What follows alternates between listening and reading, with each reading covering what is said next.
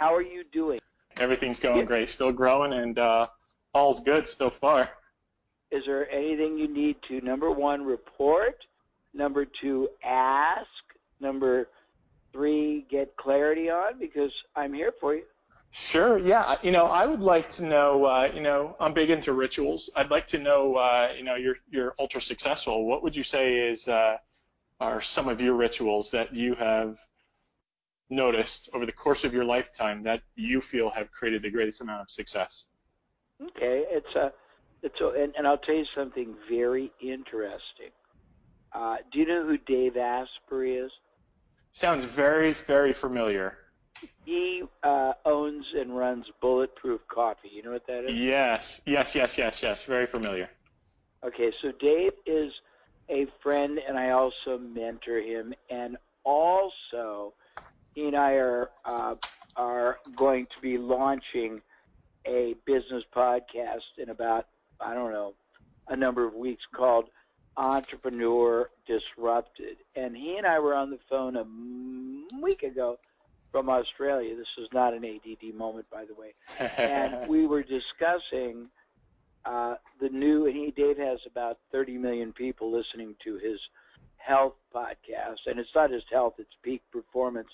And he said the same thing. He wanted to interview me about my attributes. Now, let me start by answering you to the negative, okay? Mm-hmm. I am not as disciplined as I should be. I have the memory of a gnat. And I have to always try to remember who in the world I talked to, what I said, and what I promised. But I think if I were to isolate the positives that have denominated my success, the first would be that I have benefited from outrageous people who have influenced me. And I can't even list them all, and it's been a byproduct partially of my work because I had so darn many experts that I helped, and I had to first of all understand their methodology or technology or ideology or philosophy. Then I've had, when I was young, all kinds of people who found me non-threatening and fascinating. I think the second is my hopeless curiosity, that I really love to learn about literally everything from everybody, and that I don't discriminate, and I mean it both ways. I like important, prominent people, but they don't intimidate or truly impress me. A janitor, a housekeeper is just as interesting to me, but I try to learn everything I can about everything I can, and I try to evaluate what I'll call mental vantage points, how everyone else I'm talking to is seeing life, how they're defining things, the pictures that are being projected based on their experiences. I think that I discovered accidentally and experimentally, not formally, Socratic interviewing, and it has helped me three ways. One, it has given me great discovery. Two, it has a tendency to make people feel important because you're talking about them. Three, it shows comprehensive understanding because the kind of questions you ask demonstrate that you really grasp what they're doing.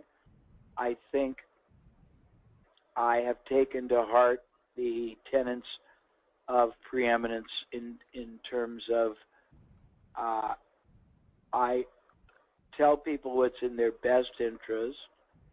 I invest in almost everybody before I ask them to invest in us, me.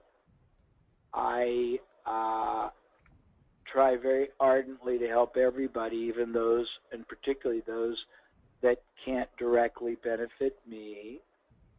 I think that another thing, because today I was on the phone with Harvey McKay, and Harvey McKay had a $75,000 a person mastermind that he disbanded. And I was thinking in the middle of the night, that's dumb. Let me try to buy it from him. And I think I'm not afraid to do what other people would think are ballsy, and I'm not terribly disappointed when I'm rejected. I'm also not terribly often permanently rejected. I think my tenacity, I'm just giving you my tenacity and resiliency has been baptized under fire, because when I was younger I had so many setbacks and nobody cared, and at first I was depressed and cried, and then I realized nobody cared, but they also don't care if you bounce back and just kill it. I think I I have a genuine love for humanity, and it's not fake. I think I'm grateful I'm alive. I think I try very sincerely most of the time to make other people better off when I'm in their lives. And I think that I get great joy out of being around people that I can make not just successful, but even more successful than me. I don't know if that's a good lit, and I'm blessed because I get to do a lot of fun things. I just came back from Australia. I'm going to Japan, and I'm getting, frankly, a little bit less energized for doing that. But I'm privileged to get to ask questions, answer questions, learn things, interact with wonderful people. I was invited tonight, but I couldn't go to the book signing for. He's not a partner, but he's not a client. He's a collaborative business associate. And he runs a $15 billion hedge fund, and he runs the most prestigious hedge fund conference in the world. And we're doing things together. And my 25-year-old son got to go in my place and represent me, and it's joyous. It's very joyous. I pinch myself with incredulity at the fortune, and not the fortune financial, but the good fortune I've been able to really achieve in my life with no education. I think gratitude, humility, humanity, passion, purpose, sense of possibility. I would have difficulty really isolating one thing, but does that help you? Oh, absolutely. Absolutely. That was great. Okay. Thank you. How are you doing, though? Yeah, everything is going very, very well. We're just, we're moving forward with everything that we discussed on the last call, and So tell me again, only because I don't remember, and sure. Please, my apologies. What did I tell you to do last time? Well, from the 24X, we talked a lot about sales and marketing, and our main part of our business was just strict marketing, and it was direct response marketing. And right. I think what I got from that group and from you was, the other end is, sales, and it's not internal sales, but we needed someone external sales that was knocking on doors of every one of the doctors, dentists, repair shops, every single business in our community. So we went out, we bought a vehicle, it's wrapped, Okay. a salesperson. So we went out and did all that. We've got that all in the works, so that we're literally, pushing forward, and, the next person that we hire, is going to be in that same position, so that we just continue to expand. So that was one of the big things that we started to implement right off the get-go, and it's starting to work out great. And my mind's expanded. I see us doing that for another business. You sparked my interest for another business, doing it with hearing aids, believe it or not. And I asked you some questions regarding that the last time. So I do remember. Yeah. So bringing in hearing aids to all the physicians' office throughout the country. I believe that's a scalable model, and hopefully, to be acquired by one of those hearing aid companies. Yeah, that's great. In the future. Now, where are you? I can't remember. Where are you geographically? We're in Florida. Okay. Would you like to ask me a second question? Normally Yeah, I only actually, do one, but what the hell? yeah, actually. So I know you're a perpetual student. You're probably studying, not probably, but you are. You're studying, you're reading. Do you ever find yourself reading, business books on venture capital, or do you just stay focused in one niche, which is, sales and marketing? Do you just stick there, or do you try to venture out? I Because don't even read much on sales and marketing. I okay, should, but okay, I think I get educated better because the 30 or 40 clients that I work with are all doing sales and marketing, and I hmm can see how they're doing it and what they're doing. Uh, I think that I try to get educated on everything else, okay, literally everything else. I was trying to think, and somebody asked me, and I'm tired because I've got one of those jet lag, not sleep for 24 hours.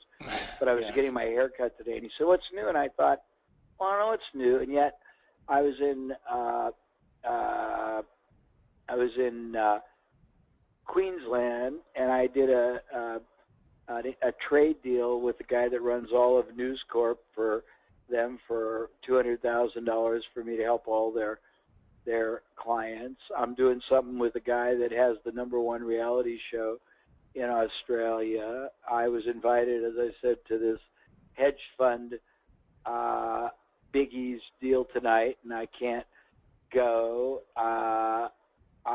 I just picked up a new client that's the #3 wine company uh, in China. I'm going to Japan for about 10 days, and the biggest newspaper chain is now my sponsoring partner. I'm going to New York, and I have I can't even remember all the cool things we're doing, and I just try to keep learning about all kinds of other things. However, if sales and marketing is a key, see what I do a lot more of, I think I've got a little bit of a misperceived, I guess I would call it stature in the market. I don't mean elevation, I mean more generic. I think of myself more as both a strategist and a masterful thinking partner than I do a pure marketing guy or a sales guy. I see myself being very good at marketing and sales, but I see myself being, frankly, enormously superior, pardon me, at strategy, at thinking through complex issues with people, at looking at situations from massive vantage points. I'm just telling you fun things. I helped somebody just as a giggle with Bing, the search engine, because they're trying to do a revenue deal with D&B, and I gave them a bunch of ideas, and now D&B wants a council with me to figure something that we can do together. And I've had a lot of I mean, they don't always work out, but even the fact that you get in the game is pretty cool when you look at, I came from a very humble background. I have no formal education. I'm always just trying to learn and trying to. I think when you add, and it's a trite statement, adding value is a very general statement. It means very little. It's a platitude. But when you are able to contribute in a way that can actually, let's see if I can say this correctly, help somebody take an action or alter, shift, add an activity that makes a difference, then two things happen. You've fulfilled part of your purpose, and there is you don't have to be karmic or psychic, but there's a reciprocal uh, sort of a dynamic that compounds, and if you don't abuse it, you get enormous uh, compound, whatever you want to call it, support from people, the universe. I don't know. Does that help? absolutely, absolutely, All right. It's good phenomenal. talking to you. Yeah, my You too, pleasure. Jay. Thank you.